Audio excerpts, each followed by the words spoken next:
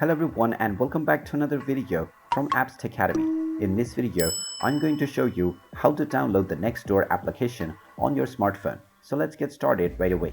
First of all, open up the iOS App Store or the Google Play Store depending on your device, and then tap on the search box and then type in Nextdoor and start your search. Once you find the Nextdoor application, just tap on it and you will see the install button. Tap on the install button and this will begin the download and installation of the Nextdoor application on your smartphone. Just wait for a while until the installation is completed, and when you see the open button, you can tap on it to open up the Nextdoor application on your device. And now once the application is opened up, you can proceed with signing up to create your new account or log into your existing one in order to start using the Nextdoor application right away from your smartphone.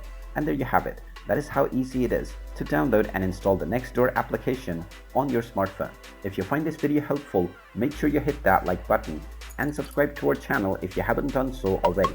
Also ring that notification bell to never miss another update from us. Thank you for watching, and I will see you again in the next video.